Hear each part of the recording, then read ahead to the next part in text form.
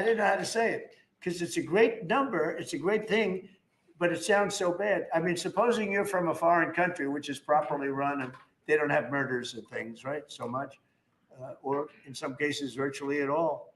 And you have somebody saying, I'm proud to announce that nobody was murdered in the capital of the United States this week. It sounds terrible. But Mr. President, Gavin Newsom, you mentioned Gavin Newsom on crime. Gavin Newsom, yes. Is there a federal mechanism you're hoping to use to fight back against his redistricting constitutional amendment, or is that?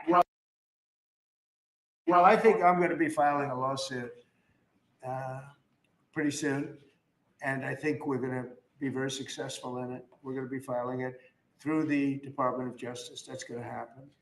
And we're also going to be filing a lawsuit on blue slipping. You know, blue slips make it impossible for me as president to appoint a judge or a U.S. attorney because they have a gentleman's agreement. It's nothing memorialized. It's a gentleman's agreement that's about 100 years old, where if you have a president like a Republican and if you have a Democrat senator, that senator can stop you from appointing a judge or a U.S. attorney in particular. Those are the two, I guess anything, but those are the two that are very important. So we have numerous states where we have unbelievable people. Now, Jay Clayton was just approved in the Southern District, but he was so good.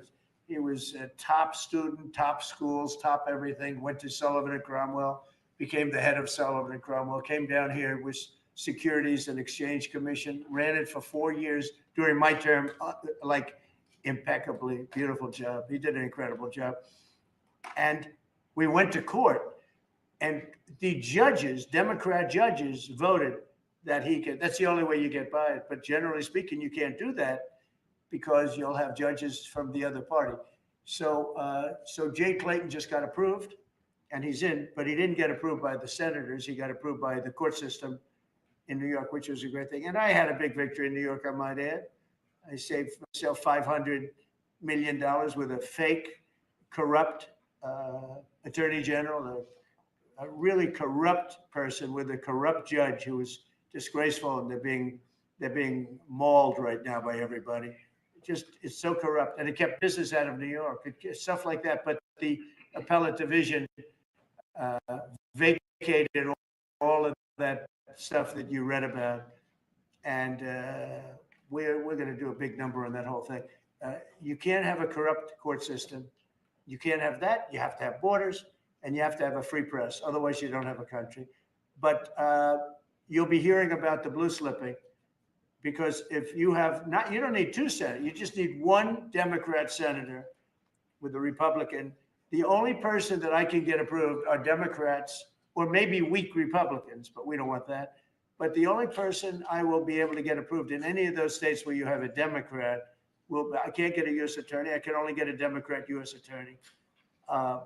And this is based on an old custom. It's not based on law, and I think it's unconstitutional. And I'll probably be filing a suit on that pretty soon. Yeah, please. During the campaign, you called Kamala Harris a communist, but the Biden-Harris administration, they never called for nationalizing a private company with the federal government like you're proposing with Intel.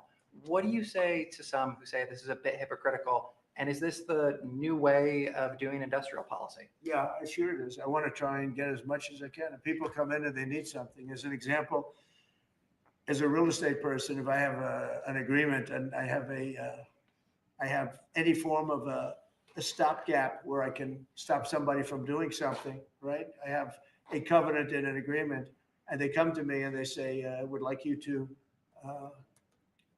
do something, but you have us restricted. If I do that, they usually have to pay. Now, in the case of Intel, it was interesting, but I hope I'm going to have many more cases like it. Intel came in. I met with the gentleman. I had a lot of respect for him. He came in under a little bit of a cloud. I liked his story. I thought he was good. I think he really means to do a good job with Intel.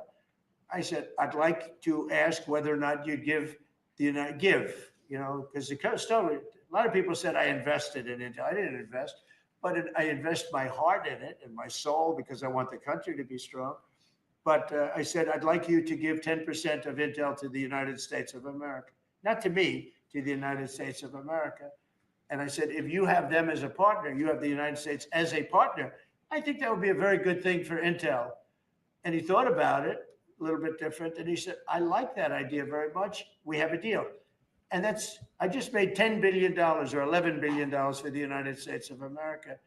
And yeah, there will be other cases. If I have that opportunity again, I would do that. And then, you do have stupid people say, oh, that's a shame. It's not a shame. It's called business. If somebody's willing to give you 10% of a company and you're not paying for it, and I will tell you, with a company like Intel, as you know, it's had difficulty. I want them to do well. I want them to do well anyway, but I want them to do well in particular now. But isn't public ownership of a private company a new way of doing business in the business of the United States? Isn't that what you were sort of rejecting? So are tariffs. So as you know, the stock market went up almost 1,000 points on Friday. And it went up not because of this very, I think, terrible, hello, who's that? Who is that back there? All right, get out of the room. It went up because of something much different. It went up because it was announced, CBO announced the numbers, and as you know, they gave no credit to tariffs.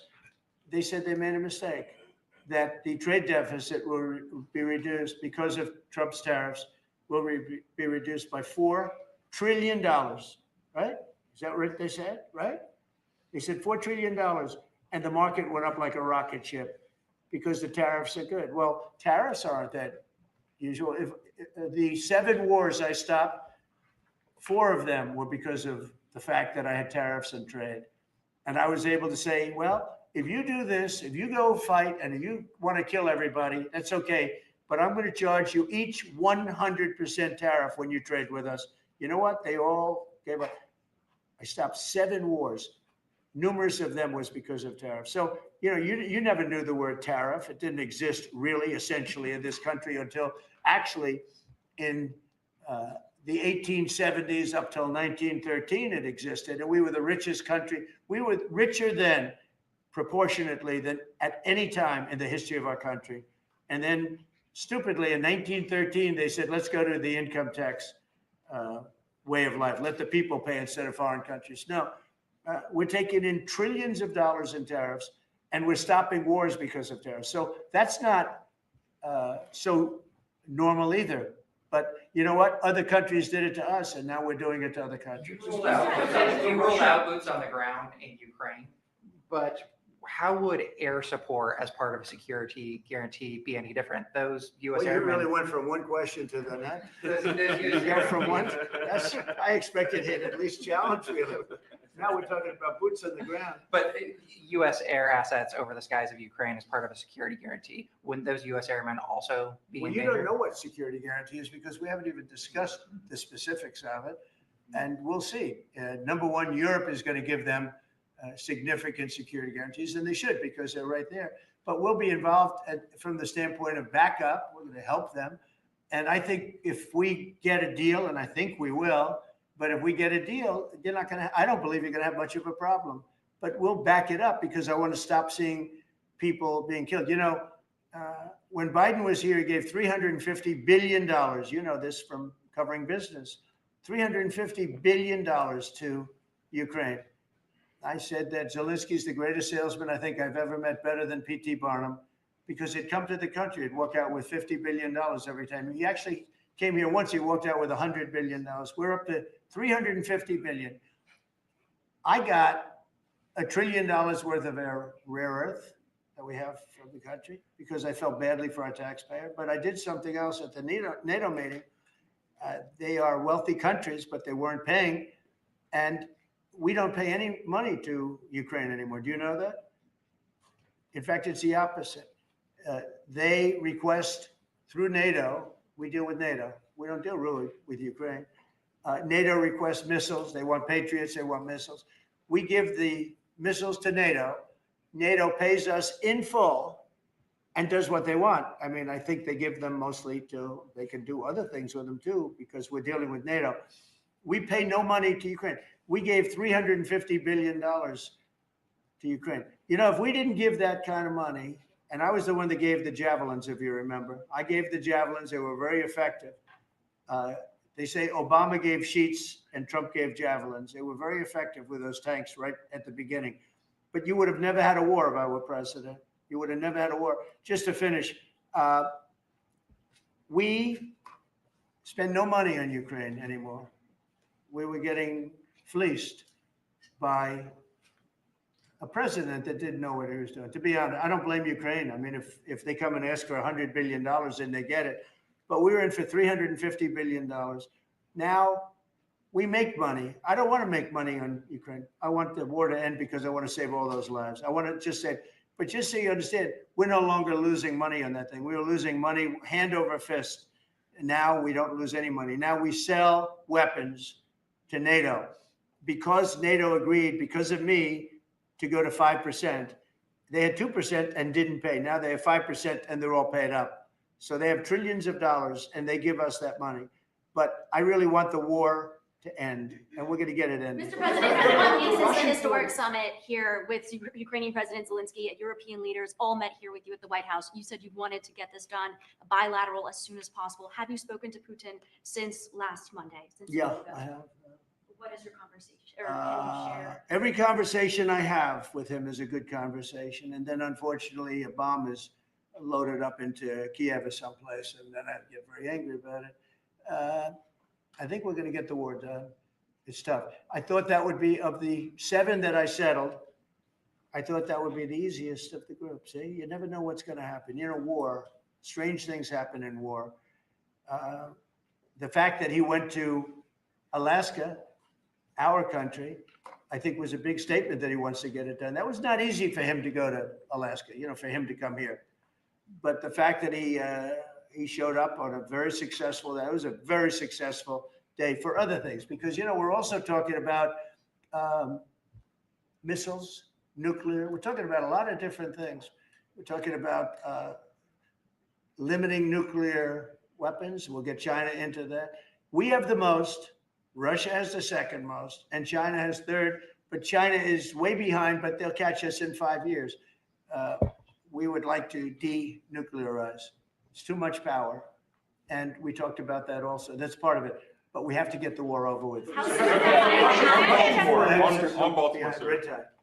Thank you. On Baltimore, you said that you are going to have to reconsider bridge funding. Is that contingent on Westmore cleaning up the streets? No, we were very generous to him on a bridge. You know, a boat ran into a bridge and the bridge came down like I've never seen anything. The boat was it just shows you the mass of that boat, the power of that boat. You know, people were up on that bridge, painters. They were painting the bridge and they were watching it happen. And they thought they were very safe. They all died. They were painting the bridge. Can you imagine? And they watched the boat. The engines were off. And they watched the boat. And the power of that boat, the mass of that boat, went right through that steel just like it was nothing. It's amazing. It's called mass. Mass is a big deal. But the mass of that boat, those people all died. But they thought they were totally safe. Two of them were eating their lunch. They were, you know, whatever. They were watching it. They could have gotten off. Somebody did a very good job. A police officer called in and said, close the bridge. And he did it with power. Get everybody off the bridge, close that. That guy should get a medal because he stopped the bridge. A lot of people would have died. A lot more people would have died. The ones that died were the workers on the bridge. And they thought there was no danger because, you know, it's a big steel bridge. And it came down like toothpicks. It was incredible to watch that. It was just, and they died. They all died. But that police officer, again, the police do a great job. The police officer did an amazing job. And I heard the tapes. He would say, get everybody off. Most people wouldn't have said that. You know, when you see a thing like that, you assume it's going to, you know, tap the bridge and it's going to be rebuffed. The thing just came down. I've never seen anything like it. So he did a good job. In fact, I think we should get him in for a medal. The man that gave the warning, I listened to him. Everybody get off screaming. Everybody off. He had the sense to realize that this could be a catastrophe as opposed to a ship that because the engines weren't working. It's just floating. It's an amazing thing that a thing floating like that with no power just knocked it right down like it was nothing. So Let's do that. Let's give him a medal. I've been thinking about it. Mr. President, do you plan to investigate Chris Christie? Say it what? Do you plan to investigate Chris Christie? look, Chris is a slob. Everybody knows it. I know Chris better than anybody in the room. I always felt he was guilty. But what he did is he took the George Washington Bridge, which is very serious. He closed down the George Washington Bridge. And you had medical people, you had ambulances caught up. This thing was closed down. And obviously he knew about it. But he blamed the young lady that worked for him and another person, and they got into a lot of trouble. She ultimately was, I don't know, exonerated, but she got out of it a little bit. But she went through hell. She was a young mother, nice person. I knew her a little bit. And another man went to jail, and Chris got off.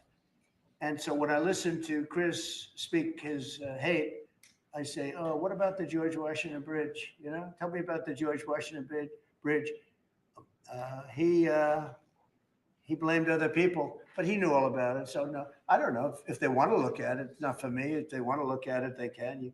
You could ask Pam. I think we have other things to do, but I always thought he got away with murder. Mr. President, do you plan to make an endorsement in the Texas Senate race between Ken Paxton and John Cornyn? Well, I'll make up my mind. I like them both. The worst situation I have is when I have two people that I get along with well. I hate it. And they all want the endorsement. I'm almost 100% of the people I endorse win. It's a great honor. And I got, as you know, I got the largest vote in the history of Texas by far. Nobody's ever gotten more votes in the last election. I think in all the elections, the 3 elections, but they like me in Texas. So people are waiting for me, but I'd rather not comment on it right now. I like both guys. They're both friends of mine, and they're both good and very different. There's some talk among congressional Republicans about another reconciliation bill. Where do you fall on that, and what would you like to prioritize? Well, I don't want to do cutting. I want to save all the different things. I'm going to cut things that are unnecessary, but the one thing I said, and I gave my word, we're not going to hurt anybody on Medicaid, Medicare, or Social Security. And in fact, we're doing great on Social Security. We found 300,000 illegals on Social Security. We got them out. And, things like that make Social Security very, very strong. So no, I am very big into certain things. And one of those 3, you could say 3 of those things are Medicare, Medicaid, Social Security. We're going to protect it. And so we'll see how everything works out.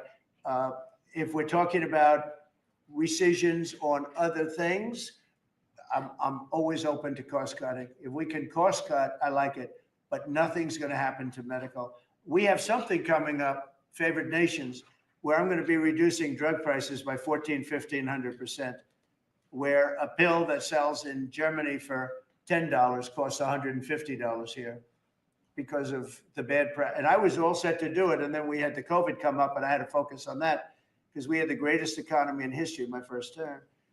I will tell you that we are going to be doing numbers on the cost of drugs in this country that I'm not talking about a 20% decrease, which would be good. I'm talking about 1,000% decrease. We're talking about where a product would sell for $80 in Germany and $1,300 here. And we're not going to do that. We were subsidizing the entire world, and we're not doing it anymore. I informed the drug companies. I informed the world. And if the world wants to, if countries in the world don't want to go along, then I'm going to put tariffs on those countries, and we'll make more money. But they have to go along with it. So this is moving along rapidly. Dr. Oz is in charge, Bobby's group, and they're doing very well. And we're getting great cooperation from the drug, because the drug companies know it's unfair. For years they'd say, well, we had to do research and we had to do. I said, I don't care. You had to do research for these other countries also. They are ready to go, and I'm ready to go. And if I pull that off, there's no way a Republican will lose an election. There's no way. All right, one more question. Steve. Steve. Back to Ukraine. Watch this guy. He's the nicest guy I know, and he asks the most vicious questions. Why do you think President Putin is so reluctant to meet with President Zelensky? Because he doesn't like him. He doesn't like him. They don't like. I have people I don't like. I don't like to meet with them. Sometimes I do like to meet with people I don't like. So how do you get them together? They don't like each other, really. And if we had a real president instead of a guy that got in there with a fraudulent election, if we had a real president, that war would have never happened. Putin actually said, if Trump were president, it wouldn't have happened. Happened for a lot of reasons. Happened because of Afghanistan. When he saw how incompetent Milley was and all these guys were, I think he said, wow, this might be, because it was the apple of his eye. It would have never happened if I were president. Mr. President, you have built a relationship with Russian leaders and also North Korean leaders. As they are getting closer, how would that affect your diplomatic approach? Well, I have very good relationships with Kim Jong-un, North Korea. I mean, a lot of people would say, oh, that's terrible. No, it's good. In fact, someday I'll see him. I look forward to seeing him. He was very good with me. We had 2 meetings. We had 2 summits. We got along great. I know him better than you do. I know him better than anybody, almost, other than his sister. His sister knows him pretty well. Now I know him well, and I got along with him. You know, I'm not supposed to say I really like him a lot, because if I do that, I get killed in the fake news media. But I got along with him very well, and we had no problem. If at the time Hillary Clinton won the election, you would have had a nuclear war. You would have had a nuclear war. We're not going to have a nuclear war. Once that happens, it's over. We're not going to have a nuclear war. No, but Kim Jong-un will meet at some point. I look forward to it, actually. But you notice that since I came into office, you haven't had a problem with him. Hasn't been, you know, he tests lots of rockets. He does have great capability, I will say that. But I think a lot of good things are happening for our country, a lot of really good things. And the thing we're here today to talk about is crime, and specifically in DC. I am so proud of what these people, every one of them, what they've done in DC, because to literally stop crime on a button. I'd walk down that street right now. If I were, friends of mine are going out to dinner now. They haven't gone out to dinner in 4 years. They were afraid, they were petrified. Half the restaurants closed because nobody could go because they're afraid to go outside. Now those restaurants are open, and new restaurants are opening up. It's like a boom town. It's a great thing to see, and I'm very proud of the people behind me. Thank you very much, everybody. Thank you, guys. Thank you, guys. Thank you, guys. It sounds sort of terrible to say. It's embarrassing. I did this over the weekend. I'm making a speech, and I acted like I was so proud. As I said, we've had 0 murders in the last week, and some of these people were from foreign countries. They said, that doesn't sound so good. And I said, well, it doesn't sound good, but Washington was the most dangerous place in this country. And now, you know what? It's probably the safest place in our country. Everyone's starting to come here. The restaurants now, you can't get in. Many of them closed because they couldn't open with crime. Everybody before me is happy what I'm doing. Most of you won't say that because you're radical left. The newspapers are so dishonest. The press is totally dishonest, but that's all right. We've gotten used to it. And we won in a landslide, so they obviously lost their power. I mean, it's impossible to imagine that when you get 97% negative stories, purposely negative stories, even though you've done 97% positive things, that you could win an election in a landslide, winning all 7. Think of it, all 7 swing states, winning by the popular vote by millions of votes. We had it fantastic. The best is your districts. Out of 3,000 districts, I guess we won 3,500. We won 2,750, and they won 500. And that's, to me, the best of all. And we had tremendous in every way, the election. And it's hard to believe you can do that when you have a corrupt media. But many of you are corrupt, and it's nothing we can do about it. But we keep winning, and we're going to keep winning. And this whole story on crime is incredible that the Democrats wouldn't be with us. So the mayor of Chicago, I watched him this morning. He said, Trump doesn't know what he's talking about. He only apprehended 9 people. Well, number one, that's false. It's thousands. We'll get into that. But more importantly than anything, we took guns away. We have some of the worst career professionals out of the country already. They've been taken out of the country, and some are in solid confinement because these were killers. We arrested some very bad people. And in the last 11 days, again, I hate to say it because it sounds so ridiculous, but in the last 11 days, we've had no murders. And that's the first time that's taken place in years, actually years. We always have a murder a week. They call it a murder a week. You come here from Iowa, you come here from Indiana, you come here from Idaho, because you're so proud of your country, you love your country, and then you get murdered. Your son gets murdered, your daughter gets murdered, you get murdered. See the media, you get murdered. Many of you have been mugged in Washington. You just don't want to talk about it. And I know that every time I do this with you, you almost everything, but every time I do this with you, you people are saying to yourselves, he's right, and then you write a negative story. But we are doing an incredible job. The people behind me are amazing. We're working very well with the Washington police, as you know. The DC National Guard is unbelievable. We're also getting tremendous help from Secret Service. And we are at a point where Washington is booming again. People are pouring in like we haven't seen for years. Nobody wanted to come here. They didn't want to come here and get murdered. I have a friend of mine who has a very successful son. And I said, where is your son going to be this weekend? He said, he's going to Washington with his friends. I said, really? Yeah, he's wanted to do it for 4 years, but he couldn't do it because it was so unsafe. And he's a tough kid, too. It's so unsafe. And he ended up staying 3 nights, going out to restaurants all 3 nights. He said it was so beautiful, so peaceful, because all the criminals are either arrested or they're hiding. And we're finding the ones that are hiding. So I want to thank Pam Bondi. I want to thank our vice president. I want to thank everybody standing behind me because they are really, Gaddy, you've been unbelievable, by the way. They have done an unbelievable job. They're working 24 hours a day. And Washington, D.C. is now in great shape. I'm going to be working with Clark Construction, which is by far your biggest construction company. And we're going to also beautify Washington. We're going to rip down the broken medians, fix them. We're going to put asphalt on the roads. We're not ripping them apart like these stupid people do. They rip a road down to the dirt, and then they spend 5 years in building the new one, and then it starts settling. You know, the whole thing is so crazy. And they'll spend hundreds of millions of dollars on a road. I'll spend about $2, and it'll look better. So we're going to be replacing medians. We're going to be replacing much of the asphalt in the road, which in the city, which is in bad shape. We have great stripers. We have great contractors, but we have to let them do the thing. The Congress has said that they'll give us whatever money is needed to fix up the Capitol. This is the Capitol. And we're not going to spend a lot. It's going to go fast, and it will be spotless. And we want it spotless for the World Cup and for the Olympics. You saw the World Cup was here the other day. And come to think of it, there's your trophy for the World Cup. In fact, it's solid gold. That's actually solid gold. So heavy that some of the people in this room wouldn't be able to lift it up. I think what I'm going to do is place it right above the angel, right over there. That's solid gold, too. We're going to put it right up there. Look at that. There's a solid gold trophy. They know how to get to me, you know. I like the angel better, to be honest with you.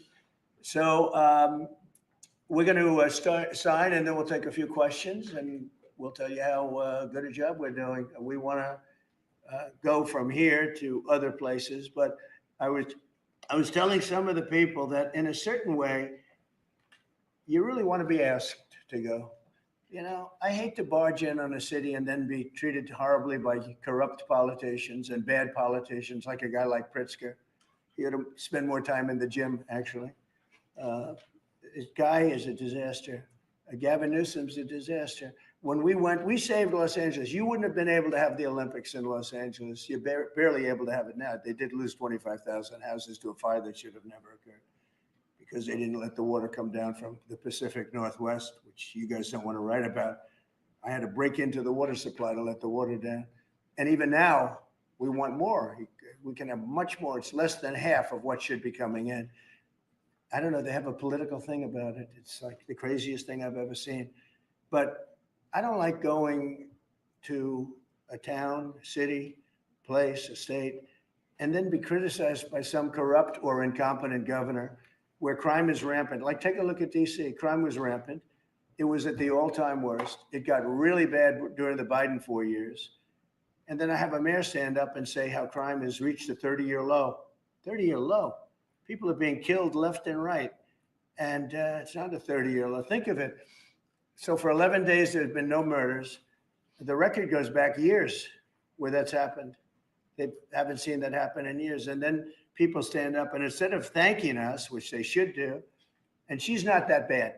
She's better than most. But, you know, you have people I watched in Illinois. Chicago, Illinois is a disaster. I have property there. It's a disaster what's going on in Chicago. And you get Pritzker, he's violating our rights. I think this is another men and women's sports thing. I think this is one of those, you know, they call them 80-20 issues. I call them 97-3. I think the Democrats better get smart. And, you know, politically, I hope they don't. But actually, in terms of love for the country, I hope they do, because it will be good to work together. So I'm thinking about, you know, when I have some slob like Pritzker criticizing us before we even go there, I made the statement that next should be Chicago, because as you all know, Chicago is a killing field right now. And they don't acknowledge it. And they say, we don't need him, freedom, freedom. He's a dictator. He's a dictator. A lot of people are saying maybe we like a dictator. I don't like a dictator. I'm not a dictator. I'm a man with great common sense, and I'm a smart person. And when I see what's happening to our cities, and then you send in troops, instead of being praised, they're saying you're trying to take over the republic. These people are sick. But I'm really saying, and I say this to all of you, in a certain way, we should wait to be asked, because they have cities that are so under control, you know, out of control. So we go in and fix it. They take the full credit for it, and they go out and say, I heard it this morning. They're saying how well they've done over the last 10-day period, that they set record lows. They don't say that we're there with very tough people, by the way. They have to pass the toughness test. Otherwise, they're not working for us. So, and we're allowed to do that now, according to the United States Supreme Court decision. Now, they have to pass a toughness test. If they're not tough, we don't want them for this job. They might be great for other jobs, but not for this job, because they're respected. You saw the gang of kids. They were all huddled up, and a group of soldiers walked up. They never even got over. Those kids ran back to their homes or wherever the hell they came from. They were gone. This is one of the safest cities right now in the world, as crazy as that sounds. And it took 7 days. It took really 3 days, but we're now in our 11th day. So I want to thank you. So we had all of these things, 439 illegal alien criminals have been removed. And we have 6 known gang members, some of the worst leaders of gangs anywhere in the country, MS-13 and Tren de Aragua. We have 2 missing children that have been recovered. They thought they were gone. We brought them back to the family. The family started crying. They couldn't believe that they saw their child again. 49 homeless encampments have been removed. Like, we have the head of South Korea coming in a little while, the president, and he drives down the street. Already, his people have told me, he said, what happened? It's so clean. We always came here, it was filthy dirty with homeless and papers all over the road. That's the other thing. Those roads are swept immaculate, but they're going to be much better in a few months when we put a topping on them. They're going to look like they're brand new. We'll get rid of those rusty old medians that have been crashed into 1,000 times, and they don't fix them. They just let them, they lay them down on the road and they sit there for months. But we don't do that. We don't run things. We run things like we run this. We like clean, we like beautiful, and we like safe, and that's what we're getting. So I'll start signing the executive orders. To me, this is a very, very big deal. One of the executive orders has to do with cashless bail. That was when the big crime in this country started. And I can tell you who did it, when, but I don't want to do that because others followed pretty quickly. But that was when it happened. Somebody kills somebody, they go in, don't worry about it, no cash, come back in a couple of months, we'll give you a trial. You never see the person again. And I mean, they kill people and they get out, cashless bail. They thought it was discriminatory to make people put up money because they just killed 3 people lying on a street. Any street all over the country, cashless bail. We're ending it, but we're starting by ending it in DC, and that we have the right to do through federalization. Okay, let's go. Could I Yes, sir. ask you to say exactly what this is? Of course. So as you've consistently identified, sir, cashless bail policies are a key driver of the disorder we see on city streets all over America. Catch and release system allows criminals to keep going back out onto the street and reoffending. What this executive order does, it charges your attorney general with identifying jurisdictions all over the country that have cashless bail policies. And then it withholds or revokes federal funds and grants that are flowing to those jurisdictions to ensure that we're only supporting the people who have reasonable common sense policies around crime. So what area does it cover? Potentially anywhere that has a cashless bail policy. So some of the largest cities, some of the most left-wing states in America have Almost all of adopted. them, right? Illinois would be a great example of Yeah. that, sir. Oh, they have a great cashless bail. You don't even have to go to court sometimes. No, Illinois, I love that state. It's a great state, but it's run so badly by Pritzker. They threw him out of the family business and he becomes governor. Now he wants to run for president. I don't think that's going to happen. Okay, we'll sign right here, right? Sir. So important. And this isn't Republican, Democrat. This is, and by the way, most Democrats agree with us. But this is just, we got to bring our country back. Okay? That's a big one. Also on the issue of cashless bail, sir, this is a DC specific executive order. In addition to the measures that we're taking that are quite similar to what we're doing around the country, in DC in particular, the objective is holding as many criminal defendants in federal custody and subjecting them to federal charges as possible. That means that they'll be held pre-trial in federal jail as opposed to just being cut back out on the streets due to a cashless bail policy. Okay? And we have the room. And by the way, the prison they have in DC is horrible. It's horrible. People were subjected to live in that dog trap for so long, so unfairly. I have stories, you'll be hearing about them. That prison is horrible. Okay? This is an executive order that contains a number of additional measures relating to crime and law enforcement in Washington, D.C. It charges, for example, your Secretary of Defense with establishing specialized units in both the D.C. National Guard and the National Guard units around the country, specifically trained and equipped to deal with public order issues. It charges all of your various federal law enforcement agencies with hiring additional personnel to allow them to surge personnel to Washington, D.C. to deal with the current emergency here. It does a number of other things in that space, and it also asks the Attorney General to look at D.C. Metropolitan Police general orders that have currently impeded law enforcement efforts in the city, and to potentially look at unwinding those that are stopping the police from doing their job effectively. And are we going to ask this to be codified by Congress, all of these things? I think we could potentially, yes, sir. I think so. I think we should. I think we'll get it. I think Democrats will vote. Well, it's hard to believe that they might not, but I think Democrats will actually vote for this.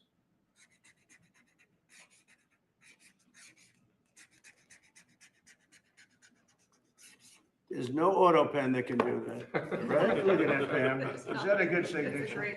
Seriously, is that a good signature? Who can write like that? Nobody. I don't know. That's the other thing. I assume we're looking at the whole auto pen scam, Sir. because the person that ran it said he spoke to it briefly twice about nothing. That means that all those pardons that he gave to some very bad people, very unpatriotic people, very evil people, it looks to me like those pardons are worthless.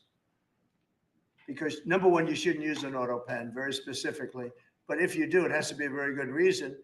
And they have to know that the president wanted it. The president didn't want this. The president didn't know he was alive, okay? He never approved any of this stuff.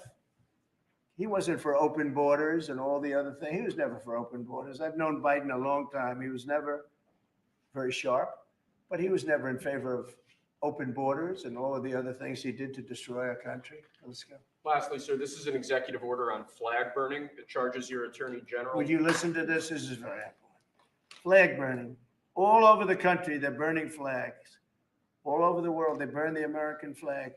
And as you know, through a very sad court, I guess it was a 5-4 decision, they called it freedom of speech. But there's another reason, which is perhaps much more important. It's called death.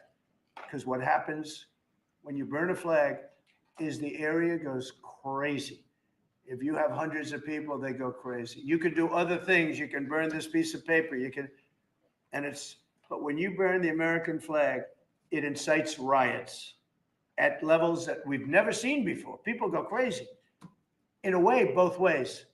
There are some that are going crazy for doing it. There are others that are angry about them doing it. Do you want to discuss that? Sure. So what the executive order does, sir, it charges your Department of Justice with investigating instances of flag burning, and then where there's evidence of criminal activity, where prosecution wouldn't fall afoul of the First Amendment, and instructs the Department of Justice to prosecute those who are engaged in these instances of flag burning. And what the penalty is going to be, if you burn a flag, you get 1 year in jail, no early exits, no nothing. You get 1 year in jail. If you burn a flag, you get, and what it does is incite to riot. I hope they use that language, by the way, did they? Incite to riot. And you burn a flag, you get 1 year in jail. You don't get 10 years, you don't get 1 month. You get 1 year in jail, and it goes on your record. And you will see flag burning stopping immediately, just like when I signed the Statute and Monument Act. 10 years in jail if you hurt any of our beautiful monuments. Everybody left town. They were gone. Never had a problem after that. It's pretty amazing. We stopped it. But this is something that's, I don't know, in a certain way, it's equally as important. Some people would say it's more important because the people in this country don't want to see our American flag burned and spit on. And by people that are, in many cases, paid agitators. They're paid by the radical left to do it. You talk to these people, they don't even know, half of them don't even know what they're doing. They say, I don't know, they gave me money to do this. I see the same things that you do. They're bad people. They're trying to destroy our nation.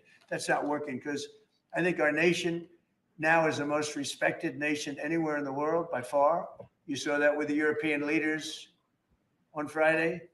You saw that with NATO, where they agreed to go from 2% no pay to 5% fully paid up, trillions of dollars paid, where they respect your president to a level that they jokingly call me the president of Europe. They call me the president of Europe, which is an honor. I like Europe and I like those people. They're good people. They're great leaders. And we've never had a case where 7 plus really 28, essentially 35, 38 countries were represented here the other day. 38 European countries were represented. European and other countries were represented. And it was a great meeting. But your country is respected again. I say it all the time. 1 year ago, our country was dead. Everybody said it. We had a dead country. We were not going to survive. Now we have the hottest country anywhere in the world. So it's an honor to be involved. And this group has a lot to do with it right behind me.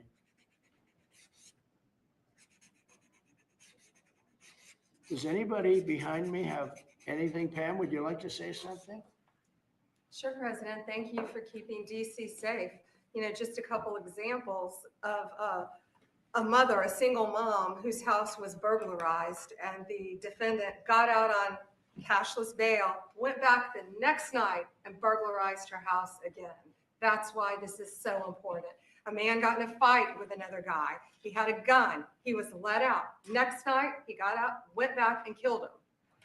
So that's why it's so important, President, what you're doing. And thank you for protecting the American flag. And we'll do that without running afoul of the First Amendment as well. And President, I think I think Gaddy Serralta had something he wanted to give you on behalf of all the law enforcement who are out there every single night. Yes. Thank you for putting me in charge of this surge. As the director of the United States Marshal Service, it's the oldest law enforcement agency. It was created in 1789. So on behalf of all the federal law enforcement agencies that we're working with and those that have yet to join the team, we thought it was only appropriate to present you with an honorary United States Marshal Service badge. And this badge comes with this little item right here, which is a handcuff key, Mr. President, because you continue through your policies and your efforts with your staff to unhandcuff law enforcement officers all over this nation. And I can tell you personally that they thank you for that. Thank you. That's So beautiful. you can continue unhandcuffing law enforcement. That's a very great honor. I'll save that and put it someplace up, which is important. Thank you very much, guys. I appreciate it. Thank you very much. Really nice. Thank you. That's very nice. Thank you. Well, we love those people. They're brave and they love our country and they don't want to see it. Do you know how many people volunteered for this job? And before I ask the VP to say a few words, because he feels very strongly about it, I think it's very important, Pam, that when we do this, that a state required, they come and ask us. I mean, I see Pritzker saying, we don't want them. In the meantime, his city is being shot to hell. And they do that politically. And they probably do want it. If we didn't go to Los Angeles, you would literally have had to call off the Olympics. It was so bad. And the sheriff and the law enforcement people, but the sheriff said, and he came out very strongly, he said, if we didn't have these people, we were not able to control it. Now, 4 days later, after we had it totally under control, we did that quickly. He changed his tune a little bit. Well, I think we could have done it. You know, they were dead. If we didn't send in the troops, Los Angeles was dead. The Olympics was gone. The World Cup was gone. Everything was gone. We did a great job. And Newsom, he's an incompetent governor. But I think people should want us to be there because otherwise all they'll do is complain as we do our job. So we'll have to think about that, okay? We go in, like in Washington, we go in and the people that are here that have been doing, I don't want to say terrible because she happens, you know, she's a nice woman, yes. I don't care about if she's nice, you know, I really don't care. I want her to do, I'd rather have her be horrible, but do the job. But we come into Washington and we have the 11 best days they've had here in 2 centuries. I mean, they've never seen anything like it. Let's go 2 decades. In over 20 years, they haven't seen anything like what happened. And now they're out there saying, we don't have crime in Washington. Well, that's true. For 11 days, you don't have crime. But before that, everybody was getting hit and mugged. And you people could not walk to your office without security. That's how unsafe it was. So I think we should really let them have their city, let their city go to hell. And when they come and beg us to help, the only problem is we want to save it for the people because the people want us there. The people here, 95% of the people here want us. The real people, not the people you find on, I don't know where you find these people. You have one person that has a broken nose. Where'd you get it? Well, I was mugged. Good. Do you want to see Trump here with? No, I don't want. Woman has a broken nose. She got mugged. But she's saying she doesn't want any protection. It's all made up fake news. It's just fake news. I don't know where you find these people. Anyway, would you say a couple of words, please? And then I'm going to ask JD to say something. You have done an unbelievable job in a short period of time. Thank you, Mr. President. Highly recommended by you know who, right? Yes, sir. You want to say his name? Mr. Youngkin, Governor right. Youngkin. Yes, sir. We stole you from Governor. He called Youngkin. me. Right. He called me. Glenn Youngkin called, and he said, "I have somebody who's really fantastic." And based on that recommendation, here you are. You've done a fantastic job. I appreciate it. Thank you, Mr. President. Thank you. Go ahead. The men and women of the Metropolitan Police Department are back. They enjoy doing their job again. They feel the ability to go out and be law enforcement officers. They feel that they're connected to their communities again. They are making a difference. Thanks to you, Mr. President, and our federal task force, you are making DC safe once again. Thank you, sir. It's going to get better and better. Well, it can't get much better. There's no crime. I read where crime's down 89%. I said, really? Who are the 11%? Okay. There's no crime. JD, please. Yes, sir. Well, thanks, Mr. President. Thanks to the incredible team here. You know, I was want to echo something the president said, where you say there haven't been murders in a couple of weeks in DC, and it doesn't sound good. But then you talk to local law enforcement, and I didn't realize that this town averaged 1 murder every other day for the last 20, 30 years, which means that in 2 short weeks, the president and the team have saved 6 or 7 lives, people who would have been killed on the streets of DC, who are now living, breathing, spending time with their families because the president had the willpower to say, no more. We're not going to give the streets of DC over to vagrants and robbers and murderers. And the last point I want to make, sir, to your point about we want people to welcome us, to ask us, because look at Governor Pritzker in Illinois, or Governor Newsom in Los Angeles, or Governor Moore in Maryland. They are angrier about the fact that the president of the United States is offering to help them get their crime under control than they are about the fact that murderers are running roughshod over their cities and have been for decades. Why are Democrat governors angrier about federal law enforcement helping clean up their streets than they are about the fact that those streets need to be cleaned up to begin with?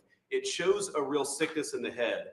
And I agree with the President of the United States. I think most Democrats, rank and file, nobody likes crime. Republicans don't like crime. Democrats don't like crime. Independents don't like crime. Why are Democratic governors doing everything in their power to make crime easier to do in their cities? It doesn't make an ounce of sense to me. But Mr. President, I appreciate you being willing to help. And I hope these governors take you up on the offer, because we should clean up all of America's streets. It's the right of every American to live in safety and comfort in their community. And we've got the people to do it. They're signing up like they've never signed up before. Our military, as you know, during the campaign, nobody was signing up. We were way short of their goal, we were understaffed. Nobody wanted to be in the military. Nobody wanted to be a policeman. Nobody wanted to be a fireman. They didn't want anything to do with the country. We had an grossly incompetent president who frankly should not have been there. He should have never been there. The damage he did to this country is incalculable. I mean, just what he has done. So much of our effort are getting murderers and jailbirds and people out of this country who are drug dealers at the highest level. So much of the energy of people that he led in, it was an unforced error, but I don't think they think it's an error, but I don't believe he believed it. It was the radical lunatics that surrounded this guy at this desk who are brilliant people, but with the wrong philosophy. There were some brilliant people, but they're evil people, and they're going to be brought down. They have to be brought down because they really hurt our country. But we're getting it back very quickly. And I'll tell you something, our country's now it's stronger. I think we're more respected than we've been respected in 100 years. It's a whole different ballgame. JD, could I ask you, Yes, sir. you gave a stat on murders here. What were the numbers? You said in a short period of time, how many people were murdered? Local law enforcement told me, sir, that in the past 20 or 30 years, DC has averaged a murder every other day. That's, 200 murders a year, 150, 250, but about every other day, a person has been killed on the streets of Washington, DC. We've been doing this for 2 weeks. 0 people killed. That's real lives saved that the media and frankly, the entire Democratic Party should be saying, thank you for saving lives instead of attacking the President of the United States for doing so. When a person, unfortunately, will probably happen at some point when a person's murdered in DC, it's going to be the biggest story maybe in history. Right? Yes, sir. Somebody was murdered in DC. Trump is failing. No, we're not failing. We have a safe city. This is maybe the safest city in America right now. That's how good it is. And it would be nice to be appreciated. These people, eventually, they're going to have to be appreciated for what they're doing. And they're going to have to be appreciated by the officials that are really happy when we go in because they've lost control of their place. Steve Miller, please say a few words. Thank you, sir. So just to, first of all, follow up on what the Vice President said. No police officer working in the city can remember a time in their lives when there has been no murders. You can work at the police department for 20 years, 30 years, your whole life. We've checked the records. No one can even find a record of being murder-free for as long as we've been murder-free under President Trump's leadership. Additionally, and the President spoke about this before, we've uncovered, in the process of uncovering, a massive scandal in Washington, D.C. with the doctoring of crime stats. And the Department of Justice, under the Attorney General, is leading the effort to uncover this. But when we ultimately share the results, it will stun you. The extent to which, even though D.C. had the worst crime in America, honestly measured, it dramatically understated how bad it was. There's even accusations that murders and homicides were reported as accidents instead of murders. I mean, this is how severe the manipulation of the crime data has been in the city, and it will all be uncovered and it will all be brought to light. I've had a chance to spend some time, as has everyone here, with the police officers in the city. Members of the public are going up to them and thanking them, just overflowing with gratitude, because for the first time in their lives, they can use the parks, they can walk on the streets. You have people who can walk freely at night without having to worry about being robbed or mugged. They're wearing their watches again. They're wearing jewelry again. They're carrying purses again. People had changed their whole lives in this city for fear of being murdered, mugged, and carjacked. It is a literal statement that President Trump has freed 700,000 people in this city who were living under the rule of criminals and thugs. And the last thing I'll say is that under the efforts of Terry, to my left and many here, what they found also is that the street criminals here in Washington, D.C.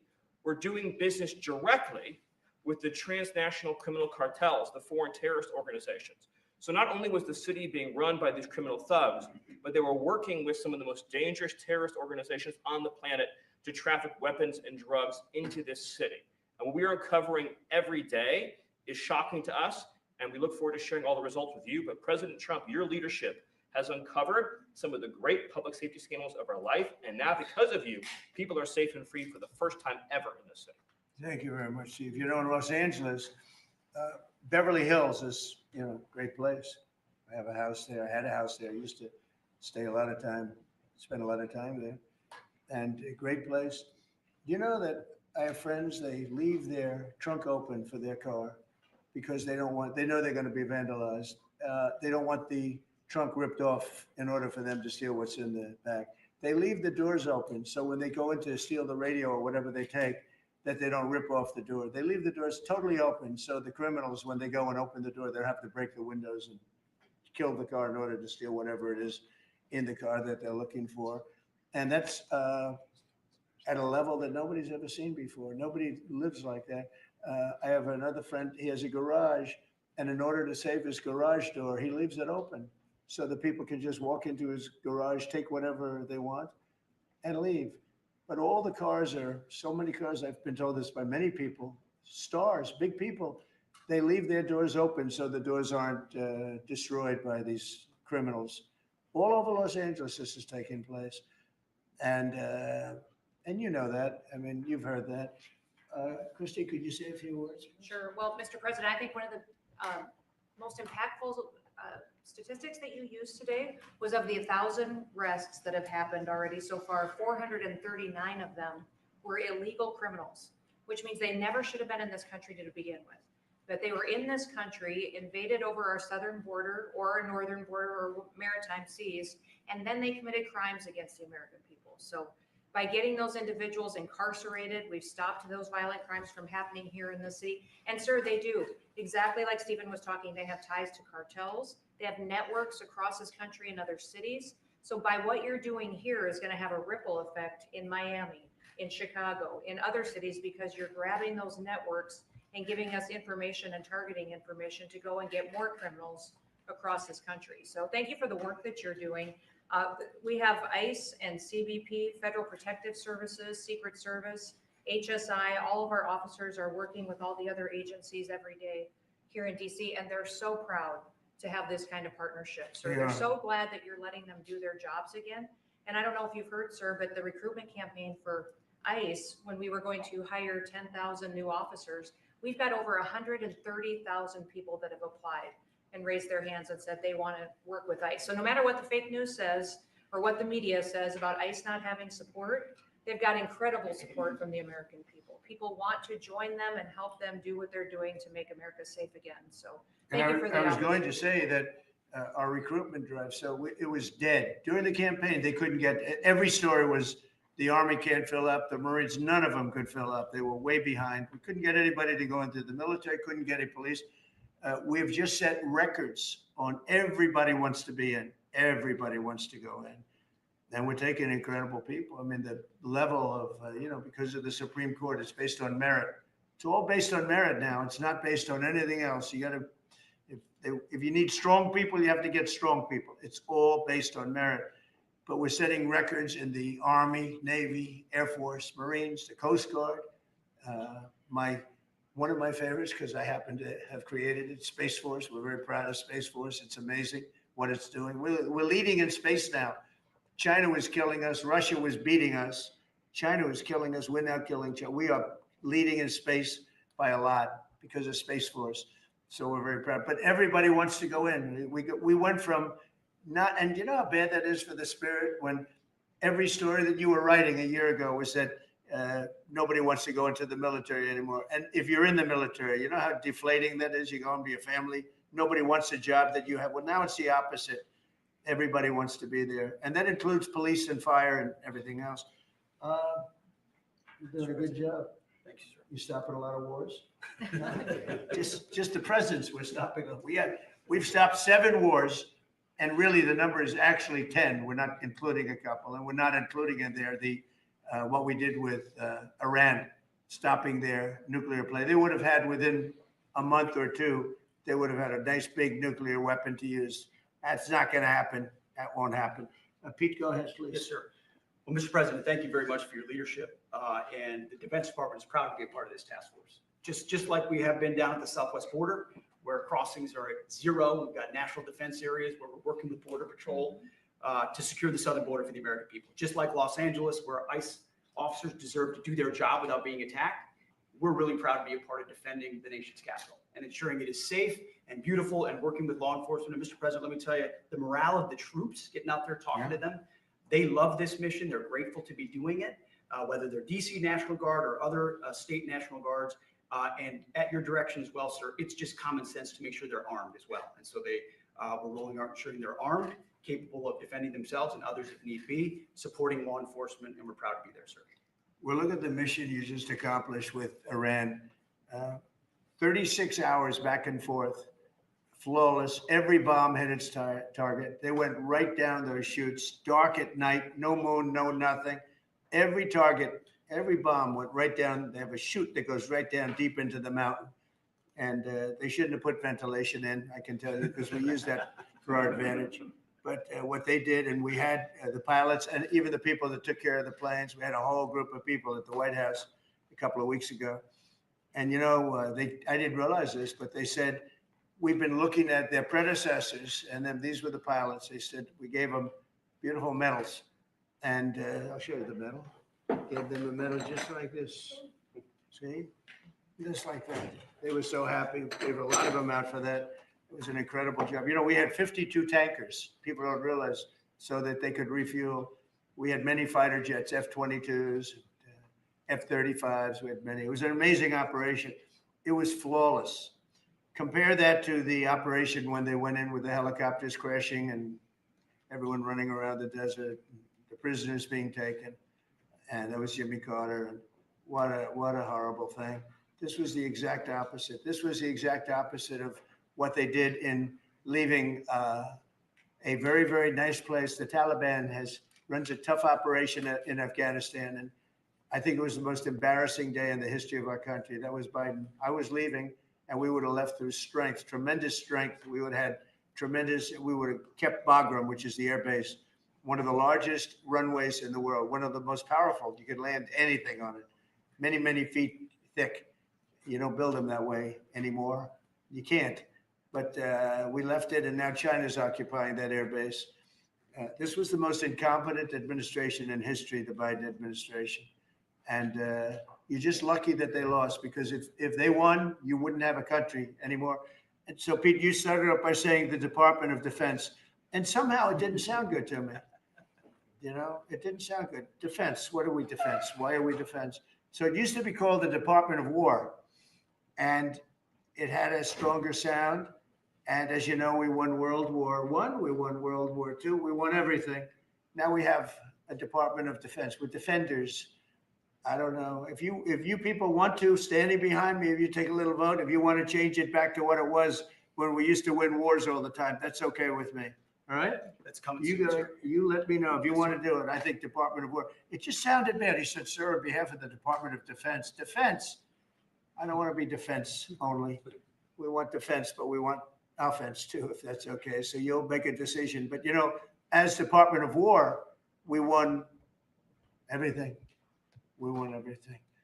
And I think we're going to have to go back to that. In the meantime, I've stopped all of these wars. I've stopped them. A big one would have been India and Pakistan, but we stopped them all. We stopped 3 wars. Go to Africa. They like to say, oh, you know, I love black people. And I did great with the vote with the black people. But they say, he's a racist. He's a racist. I said, really? For 35 years, a war raged between Rwanda and the Republic of the Congo. And it was a vicious war. 9 million people were killed with machetes, largely. Hatchets, machetes. That went on for more than 30 years, but 34, 35 years. And I stopped it. In fact, the presidents are coming in a week or two to sign we have the foreign ministers, it's all signed, the war stopped. But I got it stopped and saved a lot of lives. The Congo, it's deepest, darkest Africa. I got that war stopped. Nobody else could have done that. We did a lot of jobs. We did a lot of wars were stopped that nobody thought would even be possible. And I'll tell you what, the war with India and Pakistan, that was the next level. That was going to be a nuclear war. They already shot down 7 jets. That was raging. And I said, you guys want to do trade? We're not doing any trade. We're not doing anything with you if you keep fighting. You got 24 hours to settle it. They said, well, there's no more war going. And I used that on numerous occasions, trade. I used trade. I used whatever you had to use. But we got 7 of them stopped. And the one I thought would be easiest, frankly, was going to be Russia and Ukraine. But that turns out to be some big personality conflicts. It's one of those things. But we're going to get that stopped eventually. We're going to get that stopped too. 7,000 soldiers died last week. Think of that, 7,000. I usually say 5,000, but 7,221 soldiers died last week in the fight between Ukraine and Russia. And they're not our soldiers, but they're souls. They're living souls, and they leave their homes and they wave to their parents, and their parents are so proud as they leave in a beautiful uniform, and a week later they get their head blown off by a drone. New form of military. It's a whole new form of fighting.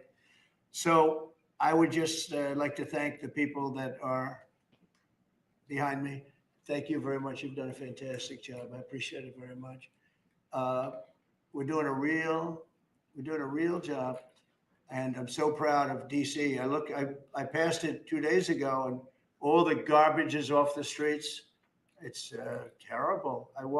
I came in a month and a half ago. I'm driving down and I see garbage all over the place. The streets were a pigsty. Like I won't use the city's names, but you know what I'm talking about. There are plenty of them outside of this country and inside of this country. Baltimore is a horrible, horrible deathbed. It's a deathbed. I know Governor Moore said, "Oh, he wants to take a walk with me." He meant it in a derogatory tone. I said, "No, I'm the president of the United States. Clean up your crime and I'll walk with you." But it's tremendous crime. But he was trying to be derogatory. He doesn't have what it takes.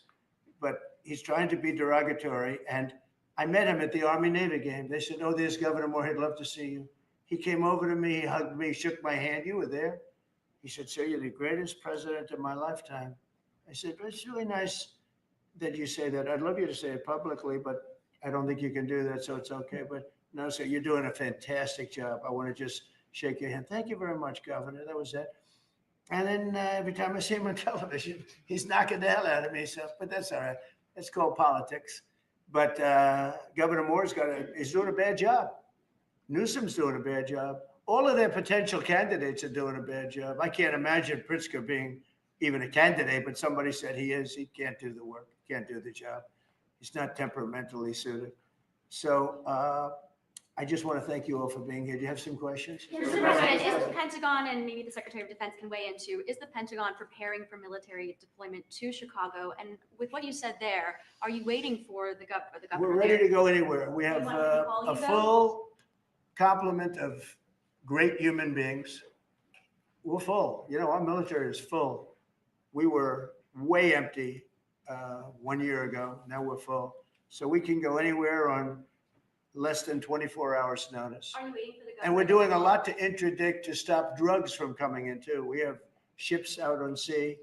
You know, we have nobody coming through our border anymore. Nobody. Doesn't that feel good to know that you don't have prisoners coming in and, you know, killers, murderers? We had 11,888 murderers come in, led in by the Biden administration. Many of them have been captured, but we still have a couple of thousand that are out there. Some of them, 50% of them killed more than one person, okay? But a lot of them have been captured. What they've done to our country, these people that circle this moron that we had behind this desk, what they've done to our country is unthinkable. It's unthinkable. I mean, if you think so much of our time is devoted to correcting a problem that all they had to do is say, close the borders.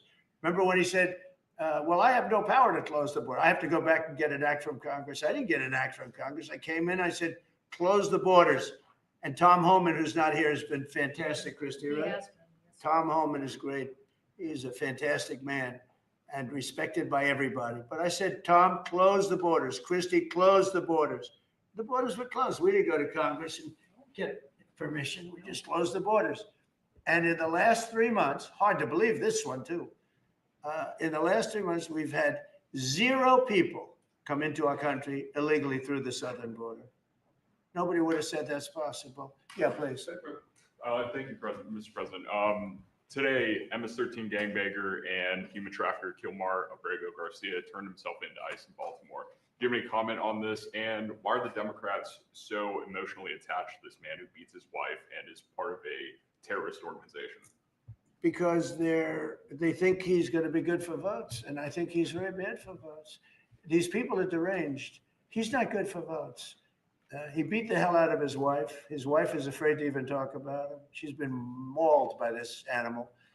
And, through a system of liberal courts, he's doing things. But no, we have that under control. And Pam has got that very much under control. Do you want to comment on it, Pam? No, we've got him under control. He will no longer terrorize our country. He's currently charged with human smuggling, including children. The guy needs to be in prison. He doesn't need to be on the streets like all these liberals want him to be. And as part of this operation here in DC, we've also taken off MS-13 members. We've taken, I think just last night, we got a TDA guy off our streets right here, right around from where we all work. Another TDA member gone because of this project. So we're going to keep America safe from all of these foreign terrorist organizations, including Abrego Garcia. Okay. Mr. President, President, if we could get your reaction, sir. The Israelis bombed a hospital in Gaza that killed 20 people, including 5 journalists. When did this happen? This happened overnight, today. I didn't know that. Any reaction to this? Are you Well, I'm going to not talk to happy the Prime about it. Minister? I don't want to see it. At the same time, we have to end that whole nightmare. I'm the one that got the hostages out. I got them out, all of them. Steve Witkoff has been amazing. He's done a great job. But I'm the one that got them all out through my people and through me. And now we're left with probably a little bit less than 20 because I think 1 or 2 are gone. And I said a long time ago, I'm going to get them out. But when we get down to that final 10 or 20, these people aren't going to release them because they're dead after they release them. So it's a nasty situation. Very nasty, horrible thing. Yes. Mr. President, could you please elaborate on your post on South Korea? What were you referring to? Well, I heard that there were raids on churches over the last few days, very vicious raids on churches by the new government in South Korea, that they even went into our military base and got information. They probably shouldn't have done that, but I heard bad things. I don't know if it's true or not. I'll be finding out. As you know, your new president's coming in just a couple of hours coming here. I look forward to meeting him. But we won't stand for that. We just won't stand for that. Sorry, Yes. Mr. Are you prepared to order National Guard troops, though, into American cities if those governors don't request the federal deployment? I am, but I also think that, look, Chicago, everybody knows how bad it is. Everybody standing there knows. We know. You don't have to be doing any studies. They should be saying, please come in. Pritzker should be saying that. You know, I did a favor for Christy Whitmer, a good favor, I think, with the fish, the carp, the China carp. Did you ever hear of it? China carp. And it's taken over your Great Lakes. You know about that, right? And she came and she wanted to know if it's possible for us to do something about it. And I said, well, I'll do it. But I think it's appropriate that the person from Illinois, the governor from Illinois, asks also. It's a tremendously expensive project, actually. It's invasive. It's horrible what's happened. And we can do it with GSA and various people, but we can do it. We're going to just have to see what happens, okay? We're going to have to see what happens. But You have the legal but authority the to order governor those of troops? Michigan came, was very respectful, asked for it. She's done a good job. I did that. I opened the Air Force Base, kept it open for F-35s and various planes, F-22s too. I did that for the state of Michigan at her request. And I will, and also at our congressmen. We have congressmen that are unbelievably pro-Michigan up there. But some of this stuff, like the lakes, the Great Lakes, this is a big problem that nobody ever talks about. Most of you probably have never heard of. We have a pretty violent fish that comes from China, China carp, Chinese carp. And you see them jumping out. They jump into boats and they jump all over the place. They've got a lot of energy. And there's a way of getting rid of them. It's very expensive. And I didn't get a request from the governor of Illinois, is affected maybe more than anybody else, right? And I think until I get that request from that guy, I'm not going to do anything about it. And I feel the same way about crime. We go in, we will solve Chicago within 1 week, maybe less, but within 1 week, we will have no crime in Chicago, just like we have no crime in DC. But, you know, I don't like to go in and do it and then have somebody stand up and say, what a great job he's doing on crime. And we don't want the military in our state. We don't want the military. Do you understand?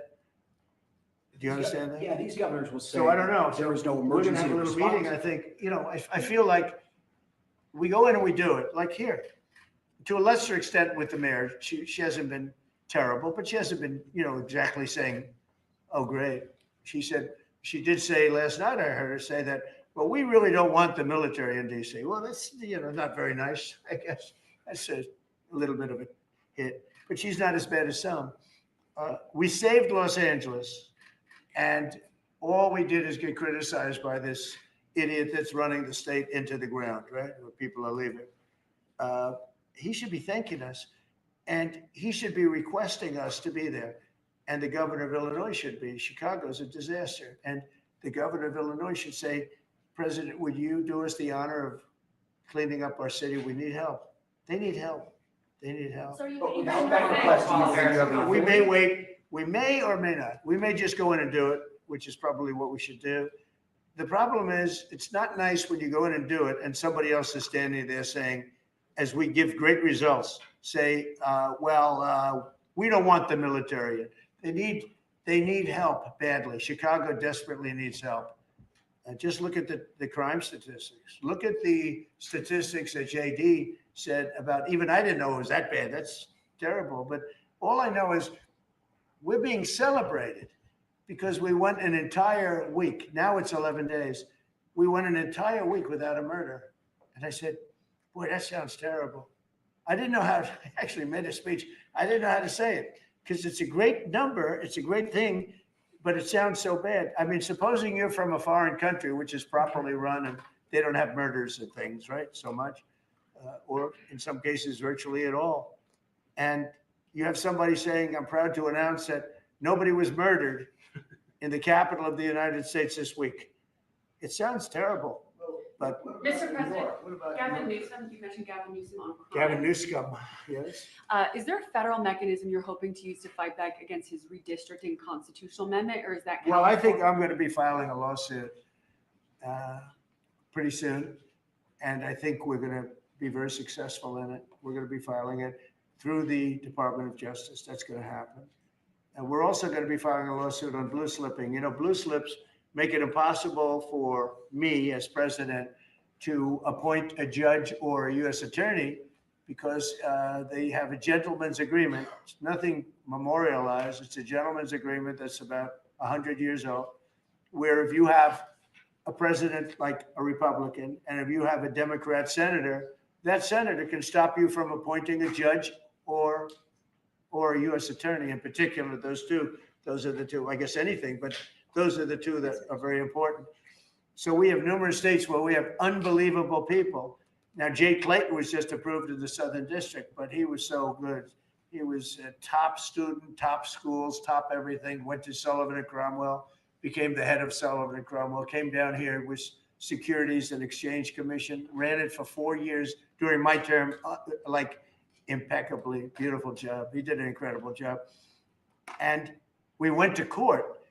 And the judges, Democrat judges, voted that he could. That's the only way you get by it. But generally speaking, you can't do that because you'll have judges from the other party.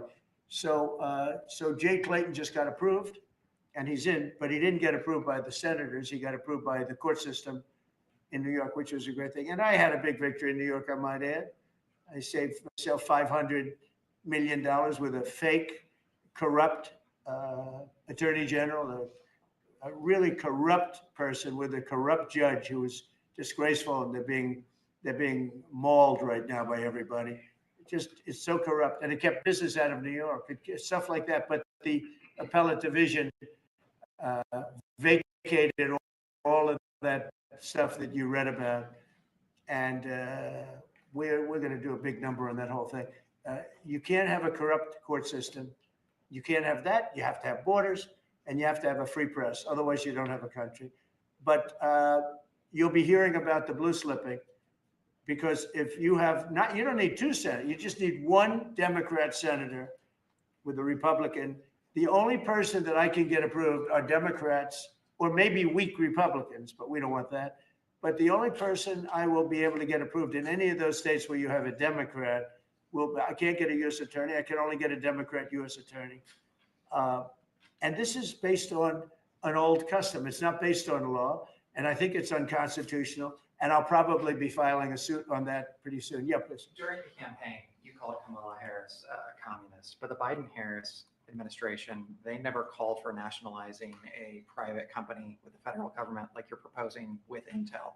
What do you say to some who say this is a bit hypocritical? And is this the new way of doing industrial policy? Yeah, sure it is. I want to try and get as much as I can. If people come in and they need something, as an example, as a real estate person, if I have an agreement and I have any form of a stopgap where I can stop somebody from doing something, right? I have a covenant in an agreement, and they come to me and they say, would like to do something, but you have us restricted. If I do that, they usually have to pay. Now, in the case of Intel, it was interesting, but I hope I'm going to have many more cases like it. Intel came in. I met with the gentleman. I had a lot of respect for him. He came in under a little bit of a cloud. I liked his story. I thought he was good. I think he really means to do a good job with Intel. I said, I'd like to ask whether or not you'd because the story, a lot of people said I invested in Intel. I didn't invest. But I invest my heart in it and my soul because I want the country to be strong. But I said, I'd like you to give 10% of Intel to the United States of America. Not to me, to the United States of America. And I said, if you have them as a partner, you have the United States as a partner, I think that would be a very good thing for Intel. And he thought about it a little bit different. And he said, I like that idea very much. We have a deal. And I just made $10 billion or $11 billion for the United States of America. And yeah, there will be other cases. If I have that opportunity again, I would do that. And then, you do have stupid people say, oh, that's a shame. It's not a shame. It's called business.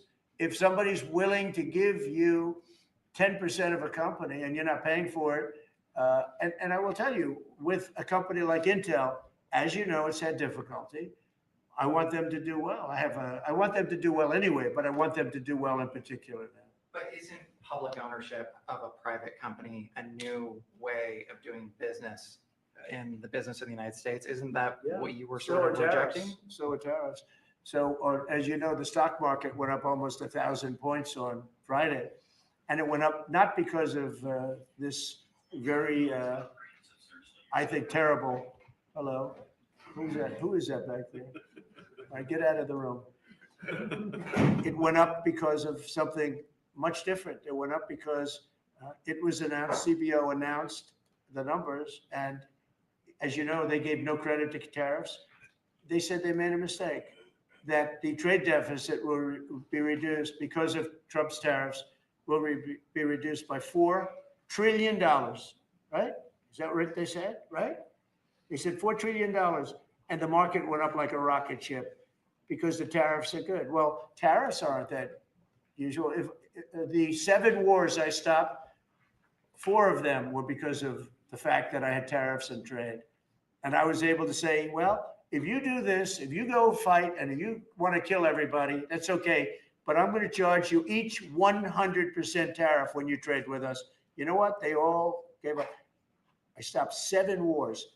Numerous of them was because of tariffs. So, you never knew the word tariff. It didn't exist really, essentially, in this country until actually in the 1870s up till 1913 it existed. And we were the richest country. We were richer then, proportionately, than at any time in the history of our country. And then, stupidly, in 1913, they said, let's go to the income tax way of life. Let the people pay instead of foreign countries. No. We're taking in trillions of dollars in tariffs, and we're stopping wars because of tariffs. So that's not so normal either. But you know what? Other countries did it to us, and now we're doing it to other countries. You ruled out boots on the ground in Ukraine, but how would air support as part of a security guarantee be any different? Those U.S. Well, you really airmen. went from one question to the next. Does You go from one, that's, I expected he'd at least challenge me a little bit. Now we're talking about boots on the ground. But U.S. air assets over the skies of Ukraine as part of a security guarantee, wouldn't those U.S. airmen also be Well, in you danger? don't know what security guarantee is because we haven't even discussed the specifics of it. And we'll see. Number one, Europe is going to give them significant security guarantees, and they should because they're right there. But we'll be involved from the standpoint of backup. We're going to help them. And I think if we get a deal, and I think we will, but if we get a deal, you're not going to, I don't believe you're going to have much of a problem. But we'll back it up because I want to stop seeing people being killed. You know, when Biden was here, he gave $350 billion. You know this from covering business. $350 billion to Ukraine. I said that Zelensky's the greatest salesman I think I've ever met, better than P.T. Barnum, because he'd come to the country, he'd walk out with $50 billion every time. He actually came here once, he walked out with $100 billion. We're up to $350 billion. I got $1 trillion worth of rare earth that we have from the country because I felt badly for our taxpayer. But I did something else at the NATO meeting. They are wealthy countries, but they weren't paying. And we don't pay any money to Ukraine anymore. Do you know that? In fact, it's the opposite.